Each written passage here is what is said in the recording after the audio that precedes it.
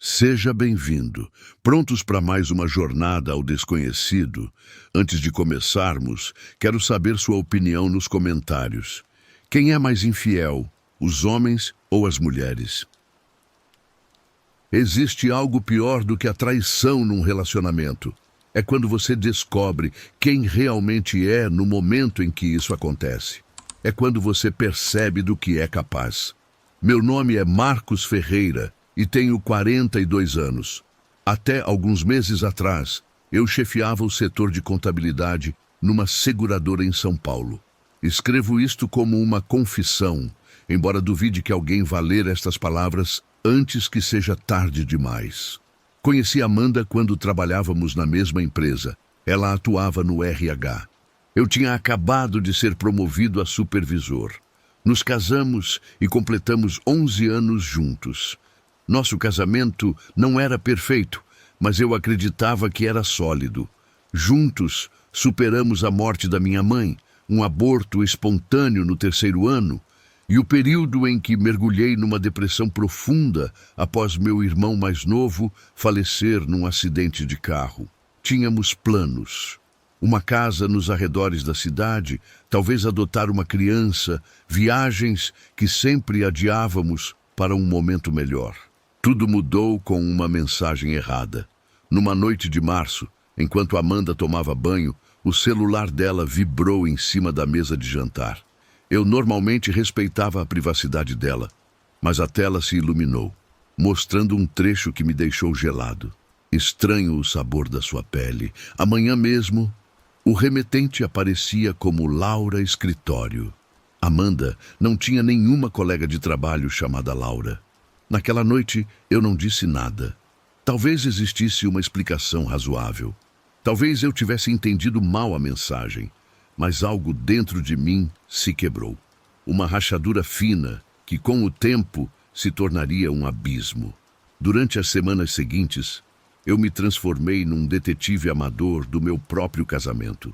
Comecei a notar padrões que antes eu deixava passar. Amanda chegava tarde 2 vezes por semana, alegando reuniões de trabalho. O comportamento dela na intimidade tinha mudado. Mais distante umas vezes, estranhamente apaixonada em outras, como se estivesse compensando alguma coisa. Pequenas mentiras sobre onde tinha almoçado ou com quem tinha falado no telefone. A dúvida estava me consumindo. Eu perdi peso, sofria de insônia e meu desempenho no trabalho começou a piorar. Amanda notou a mudança e se mostrou preocupada, o que só aumentava a minha confusão. Como ela podia fingir tanto interesse enquanto me traía? Um mês depois da mensagem, eu contratei um investigador particular.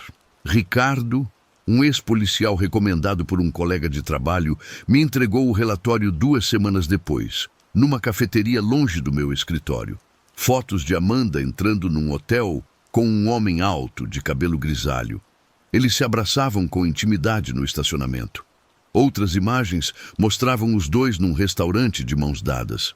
O homem era Carlos Medeiros, diretor comercial da empresa dela, casado e com 3 filhos. Naquela noite, eu chorei até não ter mais lágrimas. A traição era real, documentada em imagens de alta resolução. O investigador tinha incluído detalhes como datas exatas, duração dos encontros, padrões que confirmavam uma relação de pelo menos 6 meses. Eu planejei a hora de confrontar ela nos mínimos detalhes. Eu não queria explosões emocionais nem discussões descontroladas. Uma parte de mim, ingênua, talvez esperasse uma explicação, um caminho para a reconciliação. Na noite escolhida, preparei o jantar favorito de Amanda. Abri um vinho que guardávamos para ocasiões especiais. Ela pareceu surpresa, mas contente, mencionando que tinha notado meu distanciamento recente e agradecia o gesto. Depois do jantar, eu peguei o envelope com as fotos e o coloquei sobre a mesa. Eu preciso que você me explique isto, eu disse, com uma calma que eu não sentia. O rosto dela passou da confusão ao reconhecimento e, finalmente, ao medo. Ela não negou nada, admitiu o caso. Disse que tinha sido um erro, que ele não significava nada, que nós podíamos superar aquilo. 6 meses é um erro? Eu perguntei. As mentiras são um erro? As lágrimas vieram, e os pedidos de desculpa também. Ela falou sobre se sentir estagnada, invisível, de como ele a fazia se sentir desejada. Mencionou nossa falta de filhos, meu período depressivo que a tinha deixado emocionalmente sozinha. Parte de mim entendia as razões dela, mas outra parte, uma que eu nunca tinha reconhecido, registrava cada palavra como uma traição a mais. Concordamos em tentar terapia de casal. Amanda prometeu cortar toda a comunicação com ele. Eu prometi me esforçar para reconstruir a confiança. Palavras que soavam corretas, mas que estavam vazias nos meus ouvidos. As semanas seguintes, vivemos numa estranha normalidade forçada. Fomos a 2 sessões com um terapeuta. Amanda parecia genuinamente comprometida em salvar nosso casamento. Eu fingia que estava. Mas à noite, enquanto ela dormia, eu repassava as fotos várias e várias vezes. Eu imaginava os encontros deles, as palavras que compartilhavam, os momentos de intimidade. Comecei a ter pesadelos onde eu era um espectador impotente das traições dela. Em alguns, o amante tinha o meu rosto, e eu observava tudo do corpo de um estranho. Um dia, eu mexi no celular dela enquanto ela tomava banho. Verifiquei com um certo alívio que não havia mensagens recentes de Laura, mas encontrei algo pior. Um e-mail enviado para uma amiga, confessando que, embora tivesse terminado o caso, ainda pensava nele constantemente, que nossos problemas não tinham conserto e que ela estava apenas adiando o inevitável. Algo se quebrou definitivamente dentro de mim. Não senti raiva, mas sim uma estranha calma gelada, uma clareza perturbadora. Na semana seguinte, preparei nossa escapada de reconciliação para um chalé isolado na serra. Eu disse a Amanda que precisávamos de um tempo sozinhos para reconectar. Ela aceitou, entusiasmada, vendo esperança onde eu via um fim. O chalé era perfeito, remoto, sem vizinhos próximos, com vista para a mata. Passamos o primeiro dia caminhando, cozinhando juntos, até compartilhando momentos de intimidade que pareciam genuínos, mas que para mim pareciam moedas falsas. Bonitas, mas sem valor nenhum. Na segunda noite, enquanto jantávamos perto da lareira, eu mostrei a ela o e-mail que tinha encontrado. O rosto dela se desfez. É verdade quando eu disse que tinha terminado, ela explicou. Mas eu preciso de tempo para processar meus sentimentos. Eu não queria te machucar mais. Sabe o que é o pior, Amanda? Eu interrompi. Não é a infidelidade. É que você destruiu algo que nunca poderá ser reconstruído. A confiança não é um objeto que se conserta. É como a água. Uma vez derramada, só resta a lembrança do que ela continha. Naquela noite, enquanto eu misturei a medicação dela para a ansiedade com o seu vinho, quando ela estava profundamente apagada, eu a amarrei na cama. Não com violência nem com ódio, mas com o cuidado de quem executa um plano longamente meditado. Ao acordar, a confusão dela se transformou em terror ao se ver presa. Eu expliquei com voz serena que eu não podia permitir que ela me abandonasse, que eu não suportaria vê-la com outro homem, que havia uma solução definitiva para o nosso problema. Os dias seguintes foram uma descida a um inferno que eu mesmo criei. Eu não vou entrar em detalhes sobre o que eu fiz. Algumas ações não merecem ser imortalizadas com palavras. Só direi que descobri capacidades em mim que eu nunca imaginei possuir. Escuridões que eu não sabia que moravam no meu interior. Em algum momento, eu perdi a noção do meu propósito. Eu já não sabia se buscava respostas, vingança ou simplesmente colocar para fora a dor que me consumia. Amanda parou de suplicar no segundo dia. Seus olhos, que um dia me olharam com amor, agora refletiam um terror puro que deveria ter me horrorizado, mas que só alimentava minha determinação doentia. No quarto dia, ao me olhar no espelho do banheiro, eu não reconheci o homem que me devolvia o olhar. Não era Marcos Ferreira, contador respeitável e marido amoroso. Era alguém, ou algo, que tinha emergido das rachaduras do meu ser quebrado. Foi então que eu entendi que tinha cruzado um ponto sem retorno, que não importava se eu perdoasse Amanda ou se ela sobrevivesse ao meu tormento. Eu já estava condenado. Eu escrevi isto durante a noite, como testemunho final. Agora vou ligar para a polícia. Amanda não respira mais. Não respira desde ontem à noite. A última coisa que ela viu foram minhas lágrimas caindo sobre seu rosto, enquanto eu sussurrava que a perdoava. Mas perdão não é o nome do que sinto, é reconhecimento. Eu finalmente enxergo com clareza absoluta. O verdadeiro horror desta história não foi o que Amanda fez. Foi descobrir que eu sempre carreguei em mim essa capacidade de destruir. Que qualquer um de nós, sob a pressão certa, pode se despedaçar e se recompor como algo irreconhecível. As sirenes já não são mais um som distante. Vou deixar esta confissão aqui e caminhar até eles com as mãos levantadas.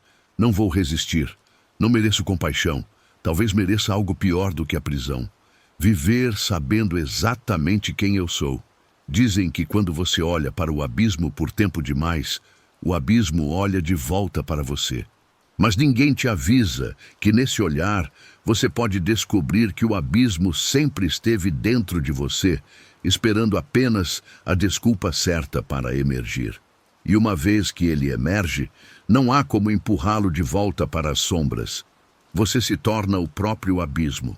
E o abismo não esquece, não perdoa, não descansa. Eu sou o abismo agora. E esta é minha última palavra como ser humano.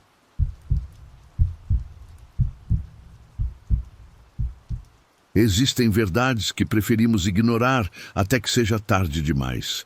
Meu amigo Luciano viveu 17 anos ao lado de uma mentira que ele acreditava ser amor. E essa ilusão o levou direto para um horror que ainda me assombra. O que vou contar não é fácil de acreditar, mas cada detalhe foi reconstruído a partir do que a polícia encontrou, do que testemunhas relataram e, principalmente, das conversas que tive com Luciano nos últimos meses de sua vida. Alguns fragmentos eu precisei juntar sozinho, investigando por conta própria, porque ninguém mais parecia se importar com a verdade. Luciano passou 17 anos construindo uma vida ao lado de Fernanda. Lembro da primeira vez que ele falou dela, os olhos brilhando ao descrever como se conheceram naquela biblioteca da faculdade. É a única pessoa que me viu por completo e decidiu ficar, ele me disse. Luciano, meu amigo de toda a vida, sempre foi inseguro, marcado por uma infância com um pai ausente e uma mãe que lutava contra a depressão. Fernanda representou sua salvação, a prova de que ele merecia ser amado.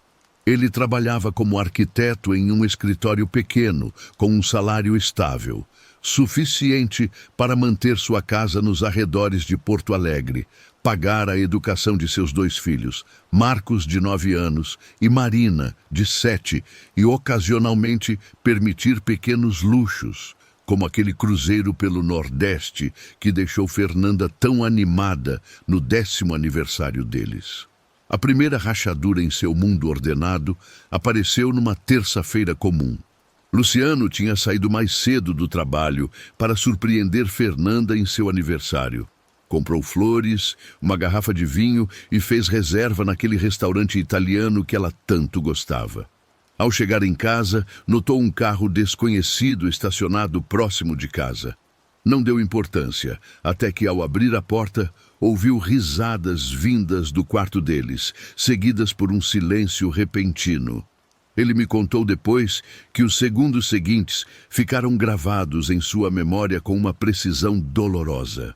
O rangido do piso de madeira sob seus pés, o pulso martelando em suas têmporas, o perfume de Fernanda misturado com uma colônia masculina desconhecida. E então, a visão que destruiria os alicerces de sua existência. Fernanda e um homem que ele reconheceu vagamente como o pai de um colega de classe de Marcos. enrolados nos lençóis que ele mesmo havia comprado para o aniversário deles. Luciano não gritou. Não houve cena, apenas um silêncio devastador, enquanto Fernanda gaguejava explicações e o homem pegava suas roupas apressadamente. Luciano simplesmente saiu de casa e dirigiu sem rumo por horas. Naquela noite, ele dormiu no meu sofá, ou melhor, ficou olhando para o teto enquanto me contava, com uma voz monótona, a descoberta. 17 anos, Paulo. Quase metade da minha vida dedicada a uma mentira.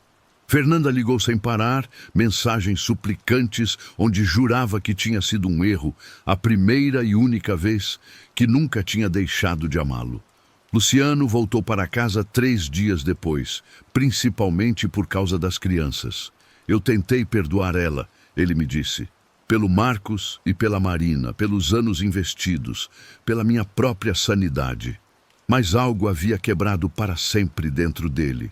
Ele começou a notar detalhes que antes passavam despercebidos, mensagens que Fernanda respondia sorrindo, ligações que terminavam rápido quando ele entrava no quarto, pequenas inconsistências em suas explicações sobre onde tinha estado ou com quem. Ele começou a dormir mal, pesadelos onde Fernanda se transformava em uma criatura oca que devorava partes do seu corpo enquanto ele permanecia paralisado. Acordava suado, com o coração descontrolado, olhando para a esposa adormecida ao seu lado e se perguntando quem realmente era aquela mulher com quem havia compartilhado sua vida. 2 meses após a descoberta, Luciano instalou discretamente um aplicativo de rastreamento no celular de Fernanda quando ela dormia. Uma traição à privacidade dela. Ele me confessou, envergonhado. Mas eu precisava saber se ela continuava mentindo. O que ele descobriu foi pior do que suas suspeitas. Não era um único homem, mas 3 diferentes em menos de 1 ano. A aventura que ele havia descoberto não era um erro único, como Fernanda havia jurado entre lágrimas. O Luciano que eu conhecia a vida toda, reflexivo, compassivo, até tímido, começou a desaparecer. Ele emagreceu de forma preocupante. Desenvolveu um tique nervoso na pálpebra esquerda. No escritório, cometia erros nos projetos que nunca antes havia cometido. Começou a beber toda noite, depois que as crianças iam dormir, verificando obsessivamente os movimentos de Fernanda no aplicativo de rastreamento, construindo em sua mente cenários cada vez mais elaborados sobre suas traições. Uma noite, Luciano encontrou uma mensagem no celular de Fernanda enquanto ela tomava banho. Era de um número salvo como serviço técnico. Saudades. Ontem à noite foi incrível. Mal posso esperar pela próxima semana, quando ele estiver na viagem de negócios. A viagem de negócios. Uma conferência de arquitetura em São Paulo, para a qual ele havia sido convidado como reconhecimento por seus 15 anos no escritório. Fernanda tinha mostrado um entusiasmo incomum por essa viagem, inclusive sugerindo que ele ficasse o fim de semana inteiro para descansar direito. Algo se rompeu de vez dentro de Luciano naquela noite. Ele não confrontou Fernanda. Em vez disso, confirmou sua presença na conferência e começou a planejar nos mínimos detalhes. Ele fingiu partir para São Paulo na quinta-feira de manhã.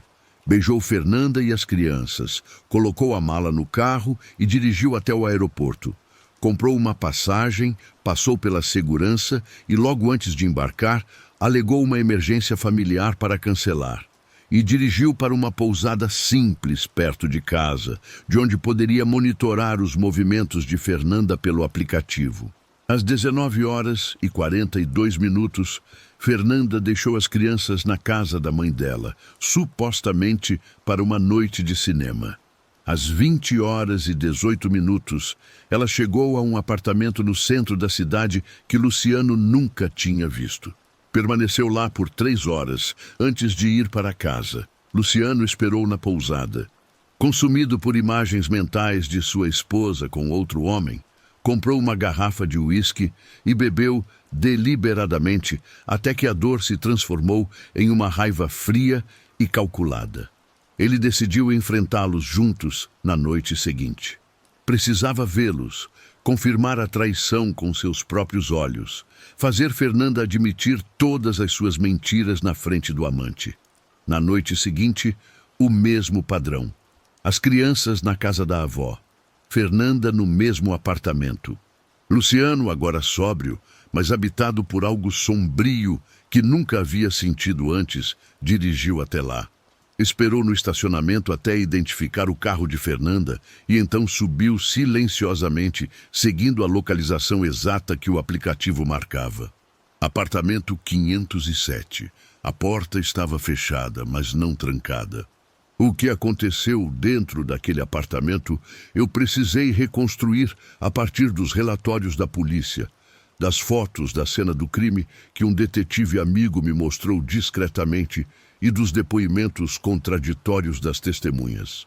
Ninguém quis falar abertamente sobre o que viram, mas os detalhes estavam todos lá, registrados em papel, esperando alguém que se importasse o suficiente para juntar as peças. Lá dentro, música suave tocava. No centro da sala, encontraram um tapete circular cercado por velas negras queimadas. Nas paredes, símbolos estranhos pintados com algo que os peritos confirmaram ser sangue. No centro da sala, um pequeno altar com fotografias. Fotografias, todas modificadas, com os olhos perfurados e símbolos estranhos gravados nas testas. Também havia outras fotografias naquele altar. Rostos que reconheci de reportagens antigas. Pessoas que desapareceram nos anos anteriores sem explicação. A polícia ignorou essa conexão. Eu não. Encontraram o corpo de Luciano 3 dias depois, quando ele não apareceu no trabalho.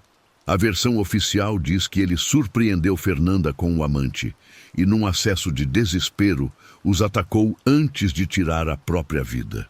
Uma tragédia passional, concluíram. Um homem comum levado além de seus limites. Fernanda e as crianças deixaram a cidade pouco depois, aparentemente para se recuperar longe das lembranças dolorosas.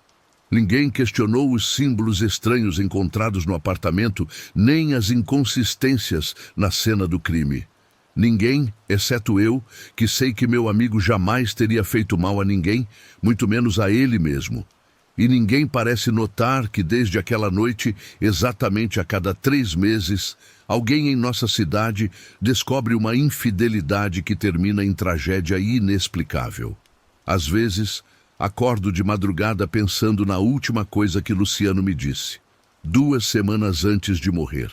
Estávamos tomando cerveja na minha varanda e ele olhou para mim com aqueles olhos cansados e murmurou: Paulo, se algo acontecer comigo, não deixe essa história morrer.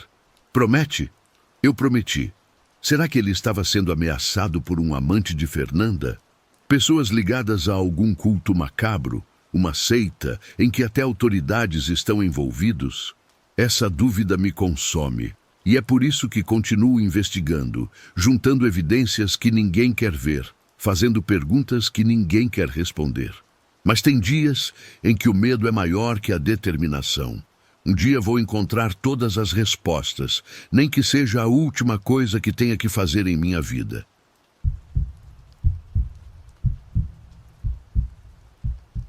Meu nome é Marcelo Fernandes. Tenho 42 anos e sou professor de matemática. Durante 11 anos de casamento com Helena, nunca fui o tipo ciumento ou controlador. A gente tinha construído uma vida simples, mas sólida. Nós tínhamos uma vida que muitos invejariam. Uma casa simples, mas acolhedora. Nos arredores da cidade, trabalhos estáveis e um círculo pequeno, mas leal, de amigos. Nós não tínhamos filhos. Foi uma decisão mútua que tomamos depois de várias tentativas frustradas que deixaram cicatrizes emocionais que preferíamos não reabrir. Tudo começou com aquela mensagem de texto. Eu tinha pegado o celular da Helena para pedir um lanche enquanto ela tomava banho. Uma notificação apareceu. Não consigo parar de pensar em ontem. Quando podemos nos ver de novo? Quem mandou era alguém salvo como Eduardo. Eu larguei o celular onde estava, fingindo não ter visto nada quando Helena voltou enrolada numa toalha. Durante o jantar, observei o rosto dela procurando algum sinal, mas só encontrei o mesmo sorriso caloroso de sempre, enquanto ela me contava sobre seu dia na agência de publicidade. "E esse Eduardo é novo no seu escritório?" eu perguntei casualmente, enquanto a gente tirava os pratos. A pausa foi breve, mas eu, que passei mais de uma década ao lado dela, percebi imediatamente. "Eduardo, assim, é o novo diretor criativo. Chegou há uns 3 meses. A mentira era pequena, mas inegável.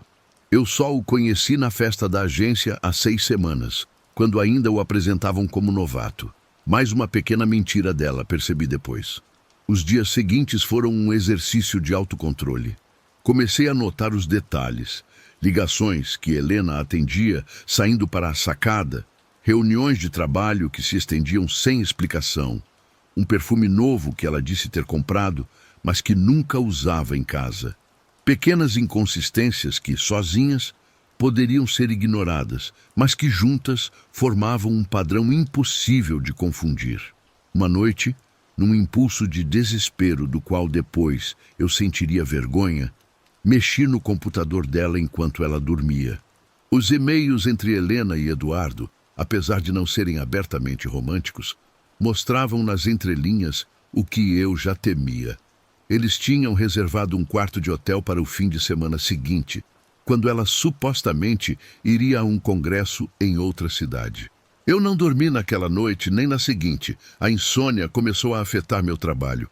Meus alunos notaram minhas olheiras, minhas longas pausas no meio das explicações, o jeito como às vezes eu ficava olhando pela janela, esquecendo completamente o assunto que estava explicando. "Estou preocupada com você", Helena me disse uma noite, sentando ao meu lado no sofá.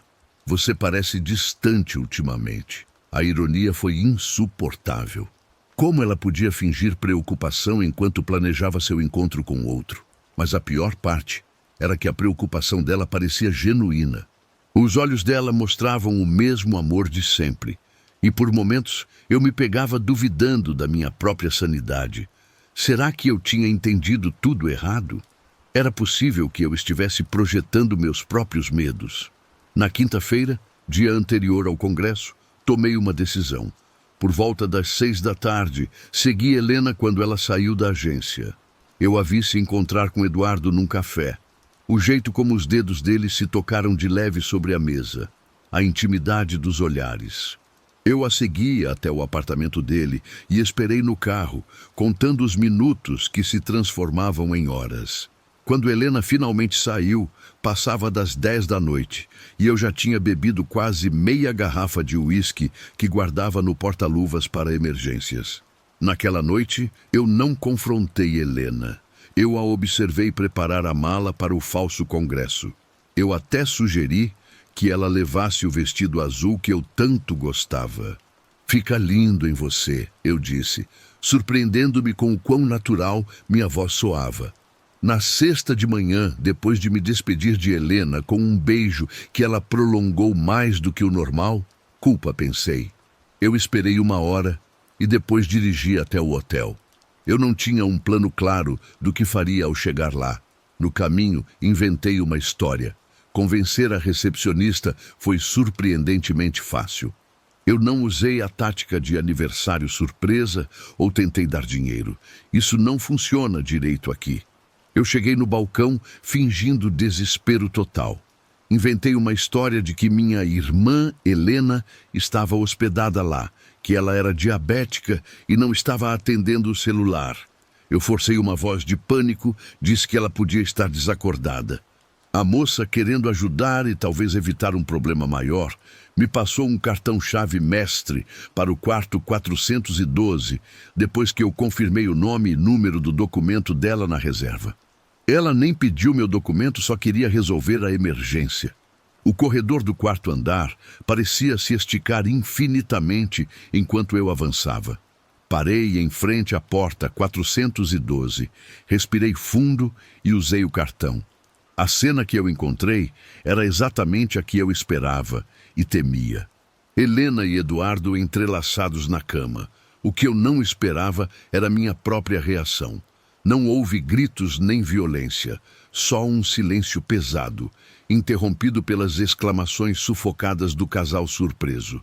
Marcelo! A voz de Helena soava distante. Não é isso. Não é o que você está pensando. Por favor, não tenta me enganar agora. Eu respondi, com uma calma que eu não sabia que tinha. Eu só vim confirmar o que eu já sabia. Eu dei meia volta e saí, ignorando os chamados de Helena, que agora sim pareciam genuinamente desesperados. No corredor, notei que eu estava tremendo. Não de raiva, mas de algo mais profundo e perturbador. Um vazio que ameaçava consumir tudo. As horas seguintes foram um borrão. Eu me lembro de fragmentos, dirigir sem rumo, parar num bar de beira de estrada, beber até o garçom se recusar a me servir mais, ligações perdidas de Helena que eu ignorava, mensagens de voz que eu não ouvia. Eu voltei para casa perto das 4 da manhã. A casa estava vazia, claro. Sentei na escuridão da sala com uma garrafa de conhaque que guardávamos para ocasiões especiais. Ao meu redor, as fotos da nossa vida junta pareciam zombar de mim. 11 anos desmoronando como um castelo de cartas. Foi então que eu tive a ideia. Não foi premeditada nem elaborada. Simplesmente apareceu na minha mente com uma clareza absurda. Eu queria que Helena sentisse pelo menos uma fração do vazio que eu estava sentindo. Eu não queria machucá-la fisicamente. Eu queria que ela entendesse o que significava perder tudo. Comecei metodicamente. Primeiro, as fotos. Arranquei dos porta-retratos e formei um monte no centro da sala. Depois, as cartas e lembranças que guardávamos em caixas, os presentes que tínhamos dado um ao outro ao longo dos anos, os documentos importantes, escrituras, seguros, tudo acumulado numa pilha improvisada. O álcool que usávamos para a churrasqueira serviria. O isqueiro que Helena tinha me dado no nosso 5º aniversário completaria a ironia. Eu não estava pensando direito. Algo primitivo tinha assumido o controle. Eu não imaginei que o fogo se espalharia tão rápido. Em segundos, as cortinas que Helena havia costurado estavam em chamas. O sofá onde tínhamos passado incontáveis noites vendo filmes foi o próximo. A fumaça encheu rapidamente a sala. Mas eu continuei sentado, observando minha vida compartilhada se transformar literalmente em cinzas. O som da porta se abrindo mal registrou na minha consciência alterada. Helena tinha voltado, provavelmente preocupada depois que não conseguiu me encontrar. Marcelo! A voz dela atravessou o estalar das chamas.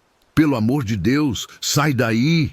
Eu a vi através da cortina de fumaça tentando chegar até mim, mas uma viga em chamas bloqueava o caminho.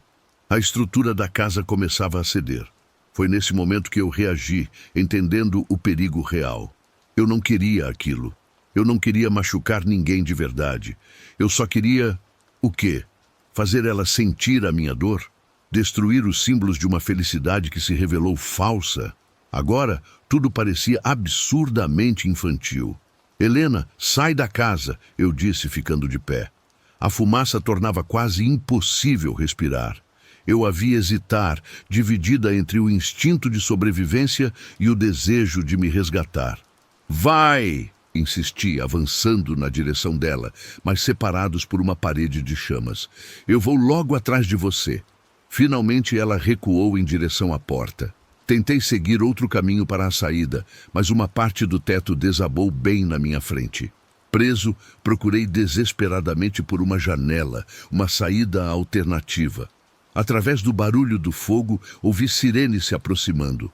Alguém, talvez um vizinho, tinha ligado para os bombeiros. Mas a fumaça estava cada vez mais densa e meus pulmões ardiam a cada respiração.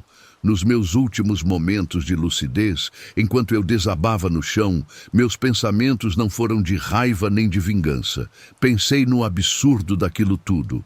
Eu tinha querido fazê-la sentir a minha perda, mas, no fim, era eu quem seria o ausente. Quando os bombeiros entraram, guiados pelos gritos desesperados de Helena, me encontraram inconsciente, mas ainda vivo. As queimaduras cobriam 40% do meu corpo. Os danos pela inalação de fumaça eram graves. Eu acordei dias depois na UTI da unidade de queimados. Helena estava ao meu lado, cochilando numa cadeira desconfortável de hospital. O rosto dela estava marcado por um esgotamento profundo. Quando ela abriu os olhos e me viu consciente, sua expressão se transformou numa mistura de alívio e dor. "Me desculpa", foram suas primeiras palavras. "Isso tudo é minha culpa." Eu tentei falar, mas o tubo na minha garganta me impedia. Um médico entrou, seguido por enfermeiras.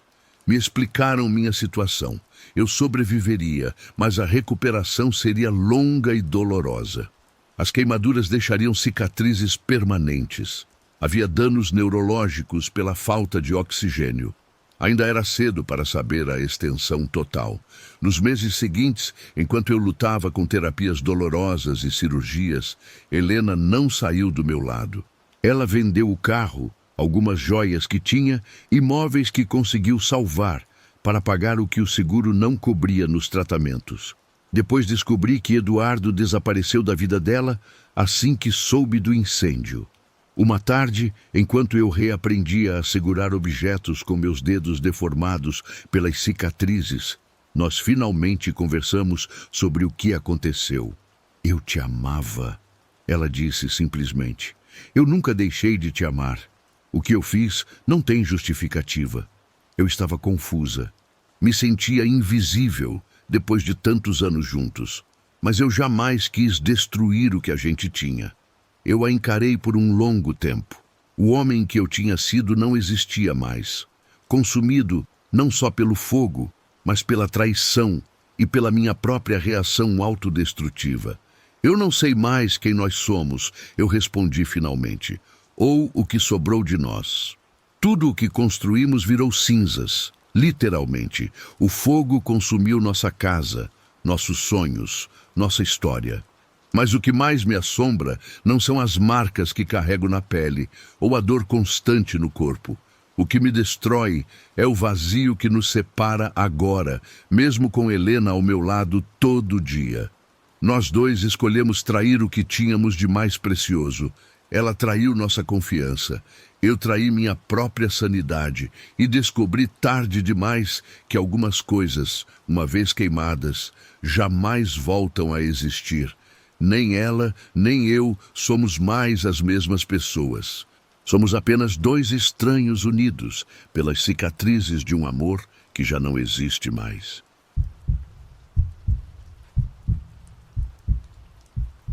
Isadora e Fabiano estavam casados há 15 anos, quando ele começou a notar os sinais, mensagens que ela escondia, ligações secretas. Fabiano só não imaginava a profundidade daquela traição. No começo, ele não quis acreditar. Como professor de química na universidade local, Fabiano tinha construído toda a sua vida em torno do casamento. Os dois se conheceram durante a faculdade, compraram juntos uma casa modesta e, mesmo sem filhos, Isadora sofreu 2 abortos espontâneos antes que os médicos disseram que ela não conseguiria levar uma gravidez até o fim. Eles formaram um lar acolhedor, um lar repleto de livros, música e longas conversas noturnas. Ou pelo menos era o que Fabiano acreditava. A confirmação veio numa terça-feira chuvosa de outubro. Fabiano saiu mais cedo da universidade porque sua turma teve a aula cancelada. Ao chegar em casa, ouviu risadas vindas do quarto do casal. A porta entreaberta permitiu que ele visse o suficiente. Isadora e César, seu colega do departamento de história, que Fabiano tinha convidado para jantar em sua casa tantas vezes. Fabiano não interrompeu. Em silêncio, pegou as chaves do carro e dirigiu sem rumo por horas, a chuva se misturando com as lágrimas que não conseguia conter. Quando voltou, Já passava da meia-noite. Isadora dormia, ou fingia dormir. No dia seguinte, ela agiu com normalidade. E no outro dia também. Nas 2 semanas que se seguiram, Fabiano observava a Isadora mandar mensagens sorrindo, inventar reuniões, se arrumar com cuidado especial. Ele a ouvia mentir com uma naturalidade que mostrava prática. Durante esse período, algo mudou dentro de Fabiano. A dor inicial se transformou num vazio gelado que crescia a cada dia. Numa sexta-feira, ele decidiu confrontá-la. Preparou o jantar favorito de Isadora e abriu um vinho especial que guardavam para ocasiões importantes. Quando ela comentou sobre o detalhe incomum, Fabiano sorriu. 15 anos e 4 meses juntos. Merece uma comemoração, não acha? Isadora ficou pálida na hora. Era o aniversário exato do dia em que se conheceram. Uma data que ela costumava lembrar, mas que aparentemente tinha esquecido. Aliás, continuou Fabiano com voz controlada, notei que você tem passado muito tempo com o César ultimamente. O silêncio que se seguiu confirmou tudo. Isadora tentou explicar, justificar, minimizar. Falou sobre solidão, sobre se sentir invisível, sobre necessidades não satisfeitas. Fabiano ouvia impassível, seu rosto cada vez mais inexpressivo, enquanto ela detalhava a traição. Eu entendo, ele disse finalmente, quando Isadora terminou sua confissão entre lágrimas. Acho que falhei como marido. Não, Fabiano, não é isso, respondeu ela surpresa pela calma dele. É complicado, eu sinto muito. Eu também sinto muito, murmurou ele, levantando-se para levar os pratos para a cozinha. Naquela noite, enquanto Isadora dormia, Fabiano verificou as mensagens dela. Descobriu que não era só César. Tinha havido outros, alguns ao mesmo tempo. 4 amantes no total, durante os últimos 2 anos. Mensagens onde ela zombava da ingenuidade dele, de como ele era confiante, onde descrevia a vida com ele como entediante, mas confortável, e Fabiano como totalmente previsível. Algo se quebrou definitivamente dentro dele naquele momento.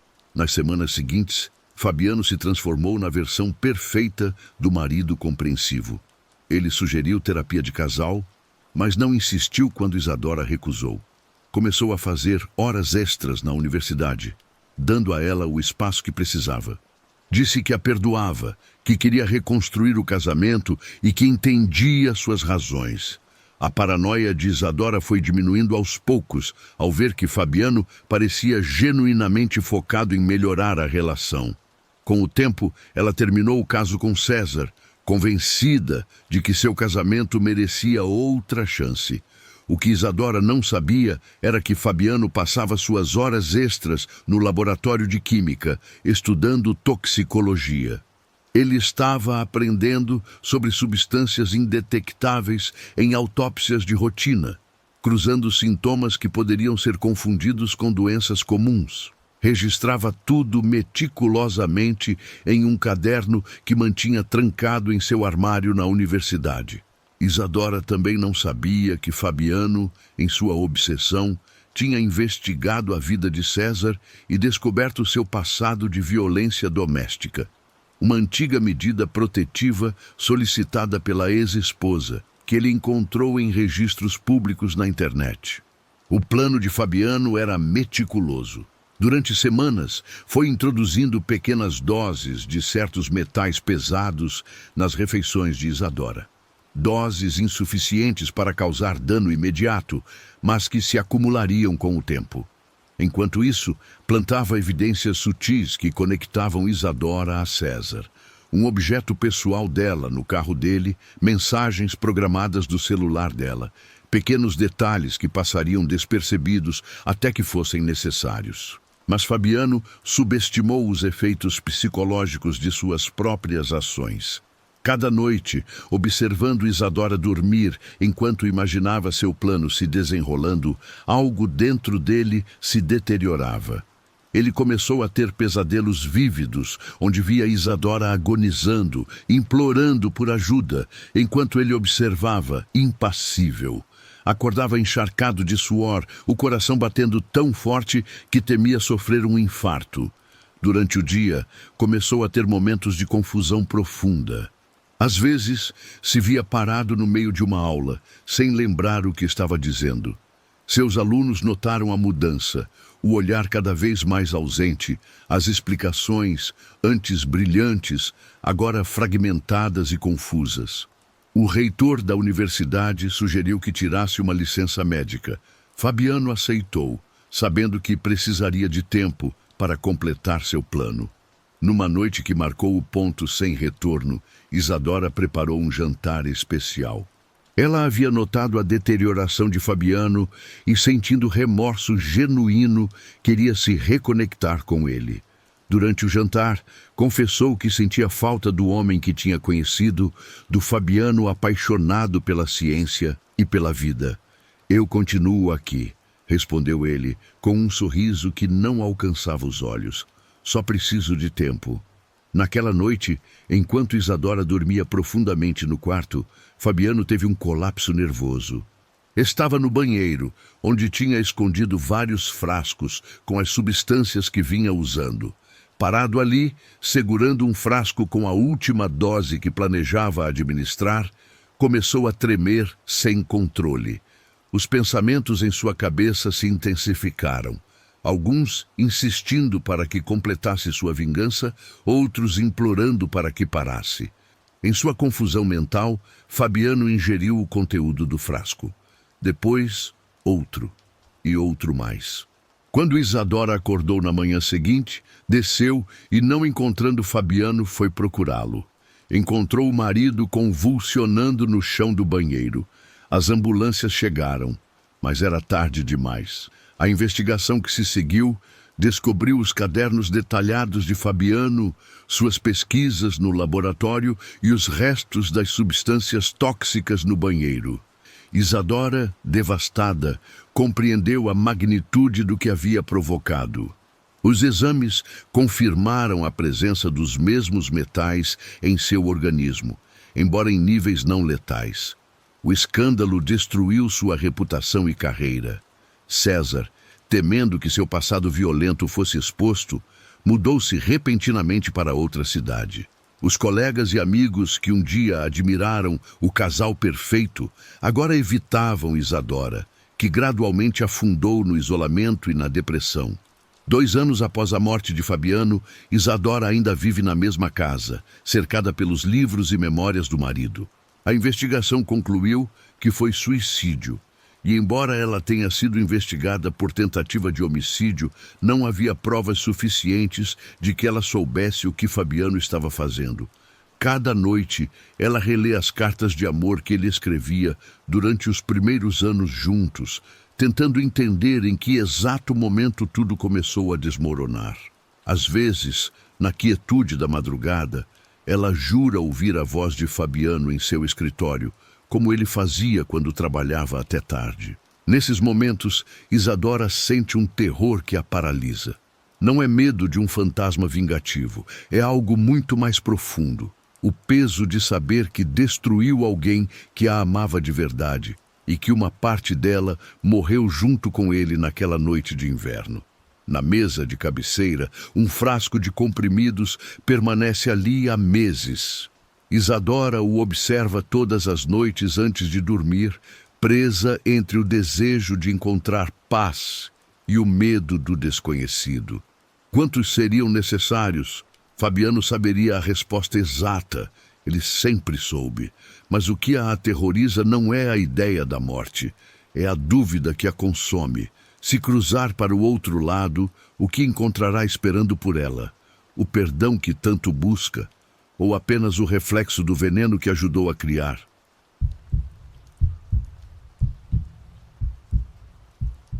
Eu queria que eles sofressem pelo que fizeram comigo.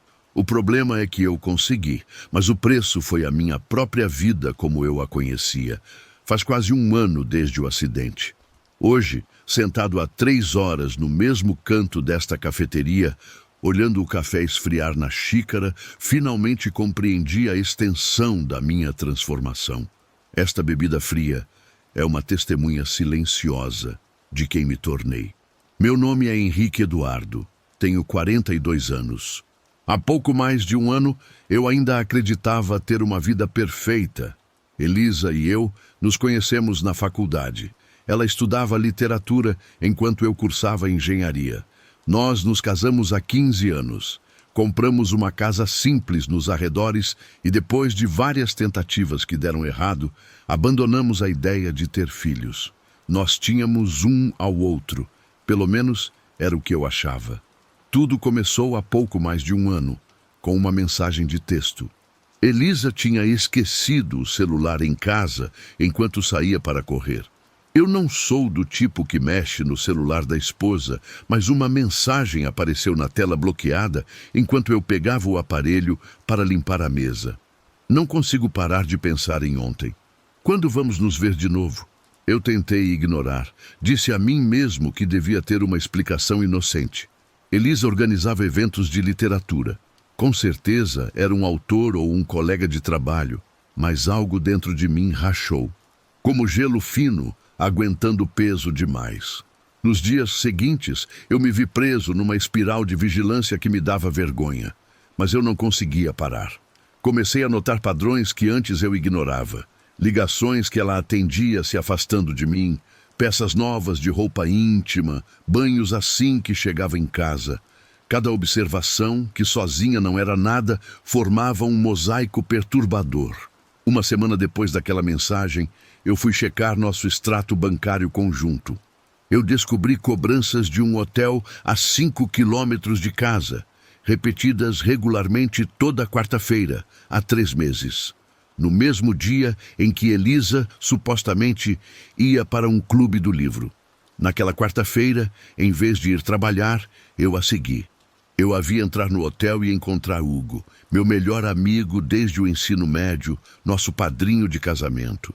Observando de longe através das portas de vidro do saguão, eu vi os dois se beijando, com aquela intimidade de amantes de longa data, antes de entrarem no elevador. Eu voltei para casa sem que eles me vissem. Eu não quebrei nada, nem gritei. Simplesmente sentei no nosso quarto, onde tínhamos dividido 15 anos de intimidade, agora contaminados por uma traição dupla. Quando Elisa voltou à tarde, sorridente e relaxada, falando sobre livros que eles nunca discutiram, algo em mim quebrou de vez. Eu não confrontei. Eu sorri, perguntei como tinha sido o dia dela, preparei o jantar. A minha calma por fora contrastava com o caos que estava me consumindo por dentro. Naquela noite, enquanto ela dormia, eu mexi no celular dela e encontrei tudo. Conversas explícitas, planos para o futuro e até comentários tirando sarro de mim. Eles estavam se vendo há 8 meses. Eles tinham ficado juntos na nossa própria cama enquanto eu viajava a trabalho. Durante a semana seguinte, eu agi normalmente enquanto planejava como confrontar os dois. Eu não queria vingança, eu queria respostas. Por que não terminaram o nosso relacionamento? Por que a crueldade dessa mentira sem fim? Na sexta-feira, Elisa comentou que Hugo tinha nos convidado para jantar no sítio dele, perto da represa no domingo. O mesmo sítio onde a gente tinha comemorado aniversários e datas especiais. Eu concordei, vendo ali a oportunidade perfeita de confrontar os dois juntos. Na noite anterior ao jantar, eu tive uma crise nervosa. Eu não conseguia respirar. Meu peito apertava, como se eu estivesse sendo enterrado vivo. Eu tomei 2 dos ansiolíticos que meu médico tinha me receitado meses atrás, por causa de estresse no trabalho. Depois, tomei mais 2, buscando qualquer alívio para aquela dor emocional que estava me destruindo. Acordei desorientado às 5 da manhã de domingo. Eu tinha dormido no sofá, incapaz de dividir a cama com Elisa. Preparei um café forte, tentando clarear a mente para a confrontação que estava chegando. Passei o dia inteiro em silêncio, evitando Elisa, enquanto os remédios ainda circulavam no meu organismo.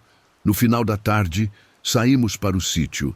Durante a viagem de 40 minutos, eu mantive uma conversa banal enquanto Elisa dirigia. Ela parecia nervosa, checando o celular o tempo todo. Eu me sentia estranhamente distante, como se estivesse observando a cena de fora do meu próprio corpo. Hugo nos recebeu com abraços fingidos. Ele tinha preparado meu prato favorito. A casa estava impecável, velas acesas, música suave. Eu quase ri da ironia. Parecia um ambiente romântico, como se tivesse sido preparado para eles, não para o nosso jantar. No meio do jantar, eu simplesmente perguntei: há quanto tempo vocês estão transando nas minhas costas? O silêncio que veio depois confirmou tudo. Os rostos deles passaram do choque para a culpa em segundos. Henrique, a gente pode explicar. Começou Elisa com os olhos enchendo de lágrimas na hora. Isso não foi planejado, Hugo completou. Simplesmente aconteceu. Eu mostrei meu celular com os prints das mensagens deles, as faturas do hotel. Eu detalhei tudo o que eu sabia. Enquanto eu falava, uma calma estranha tomou conta de mim. Os remédios da noite anterior, com certeza, ainda estavam no meu sistema. Então, o inesperado aconteceu. Em vez de mais negação, Elisa começou a chorar sem parar, confessando que eles tinham planejado me pedir o divórcio naquela noite. Hugo tinha até consultado um advogado, conforme confessaram ali mesmo. Eles tinham medo da minha reação, por isso o jantar, por isso o ambiente controlado. A gente te quer bem, Henrique, disse Hugo, mas nós nos apaixonamos. Algo naquela frase, a gente te quer bem, destruiu minhas últimas defesas. Eu levantei sem dizer uma palavra e caminhei na direção do pier. Eu precisava de ar, de espaço, de silêncio. Eu ouvi os passos apressados deles atrás de mim, as vozes deles me chamando com uma preocupação genuína, o que só piorava tudo.